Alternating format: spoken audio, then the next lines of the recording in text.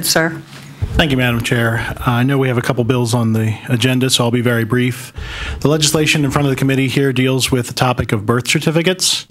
As I'm sure everyone seated up here knows, just by folks coming into your legislative offices, there's a bit of a backlog right now as it relates to the issuance of birth certificates, both online and through the mail.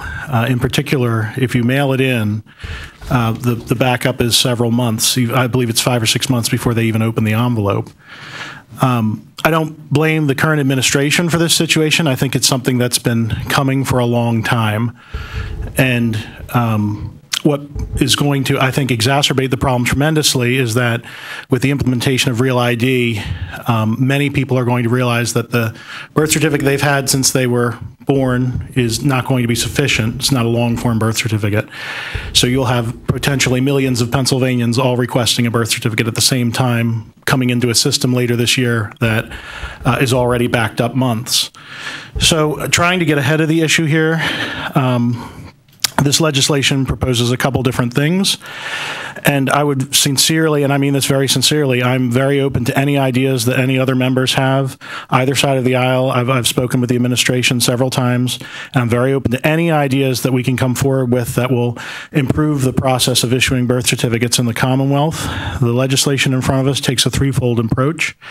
First, it would allow registrars who currently are appointed officials that issue death certificates in the Commonwealth.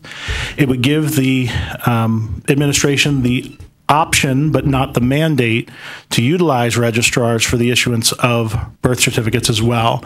My understanding is there's over 200 registrars across the Commonwealth. There's over 200 bodies that could be put to work in short order. They already have access to the system that's utilized, the same systems used for death certificates that's used for birth certificates. The second option is with regard to a study.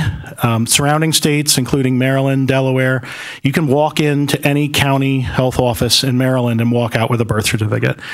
Same thing in Delaware. In Pennsylvania, there's only 3 places where you can walk in and walk out: Scranton, Erie, and Pittsburgh. So just the idea behind the study is to ask the Legislative Budget and Finance to take a look at what are states surrounding Pennsylvania doing and what could we be doing better. The third approach has to do with funding. I think part of the problem right now is a historic lack of funding. Right now, the $20 you pay when you ask for a birth certificate, there's a $20 fee associated with that. It might surprise the members to learn that none of that $20 goes to the Division of Vital Records to actually issue the birth certificate. $10 goes to child protection and $10 goes to the general fund.